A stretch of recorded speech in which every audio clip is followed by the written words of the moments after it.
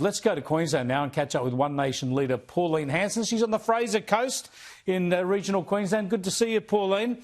I've got to talk to you about energy and just how close to the brink we're going and how energy prices are therefore going up. There's always an excuse for this from the authorities and from governments. 1 minute it's Ukraine war, next minute it's the wind stopped blowing or whatever.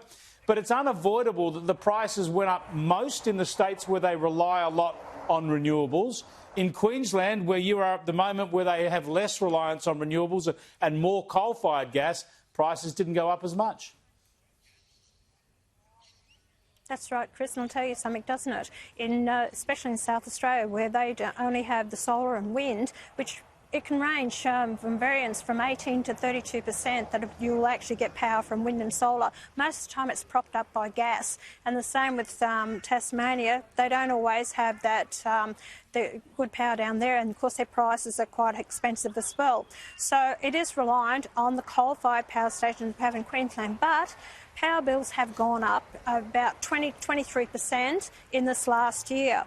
Now, the government's going on, just to tell people this, the government's going on and saying that, well, the cost of wholesale prices, retail prices in electricity has actually gone down, or since the coalition has been in government.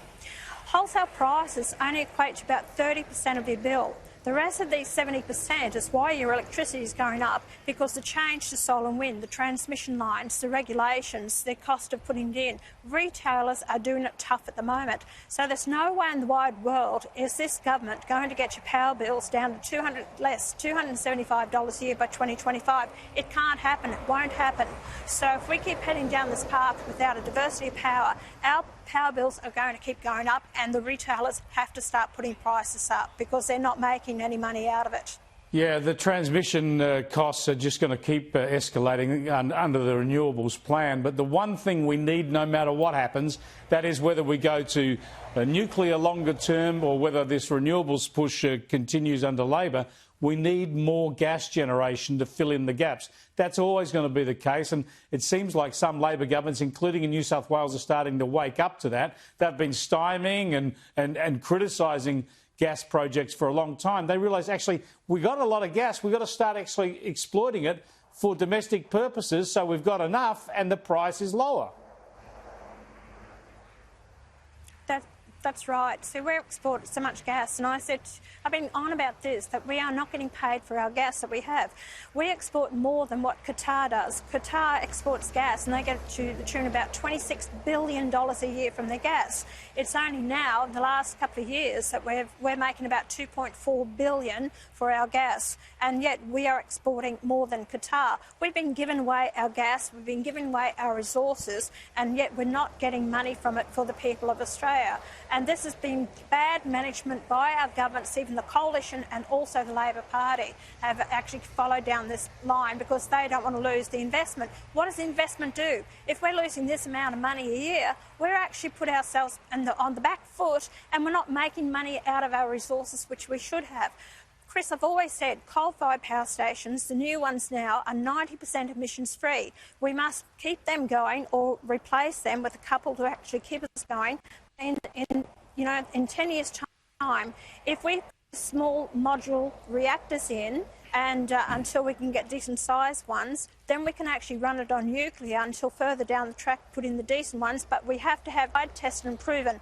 Don't waste your money on reactors that actually may not do the job.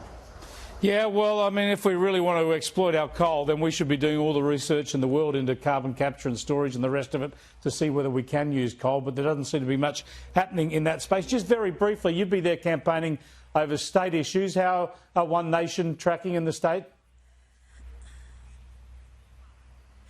We're tracking really well, Chris. The poll that came out was 13%, and one of the seat here in Maryborough, we're actually tracking about 33%. So people are fed up. They're over Labor. They want a change. They don't have a lot of confidence in Chris Foley, and because he's heading down the track of 5% net zero the same as Labor policy. He's actually not addressing the real issues with hospitals and the ambulance ramping, and he wants a treaty as well, and he's not for nuclear.